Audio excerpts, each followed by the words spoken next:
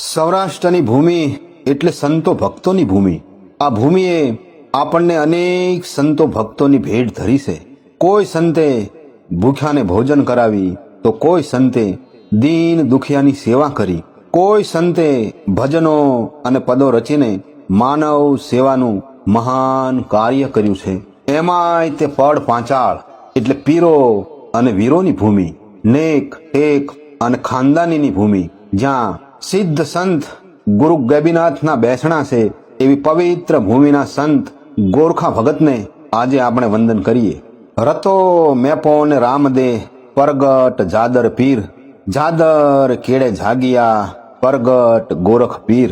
એમ કહેવાય છે કે સંત આપા જાદરાના એકના એક દીકરા, એક કોળી પટેલ ટેલવાના દીકરાને બદલે પોતાનો જીવ આપી પરલોક સિધાવી ગયા. ત્યારે સંત આપા મેપા ભગતે એ વખતે એ દંપતીને વચન આપતા કહેલું કે તમારા પુત્ર સ્મશાને ગયા છે, એ પાછા આવશે, ફરી જન્મ લેશે, એનું નામ ગોરખો રાખજો.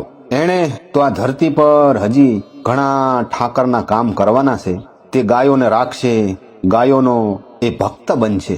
એટલે બાળપણથી જ સંત ગોરખા ભગત ભક્તિભાવ વાળા અને માતા પિતાના ભક્તિના વારસાને જાળવી ઠાકરના સાનિધ્યમાં રહેતા અને ગાયોની સેવા કરતા.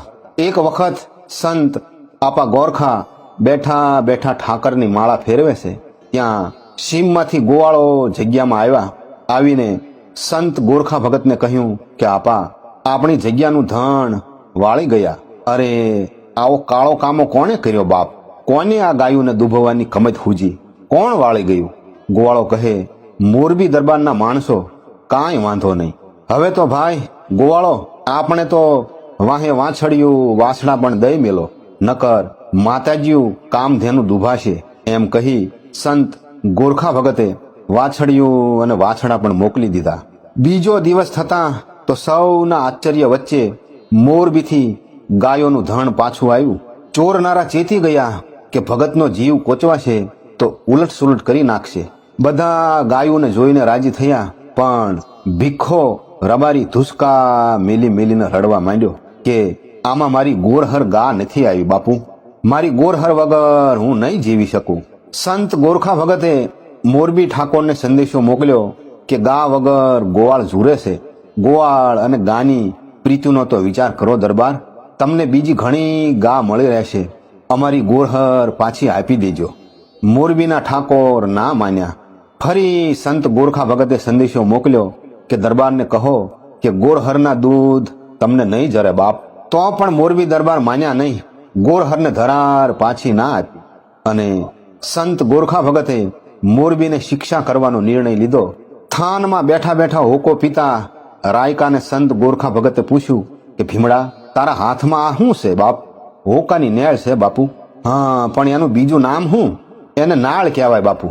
હા બાપ, ઈ નાળ ઓલી બંદૂક અને તોપની નાળ જેવી. કર એને મોરબીના ગઢ હામી લાંબી અને માર ફૂંક, તોપે ગઢ તોડી દઈએ એવા જોયા અનેક, પણ સેપટ નેથી છેક તે ગઢને પાડ્યો ગોરખા.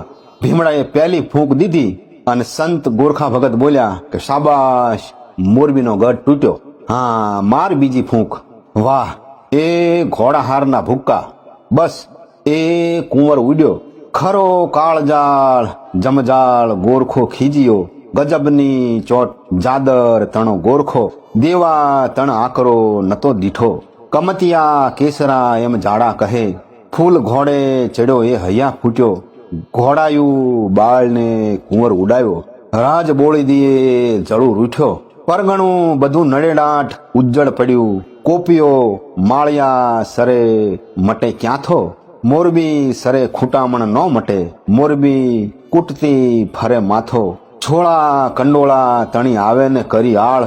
મોરબીને સર મહારાજ ગજબ ઉતાર્યો તે ગોરખા. પાંચાળના પીર એવા સંત ગોરખા ભગતને આજે આપણે ભાવથી વંદન કરીએ.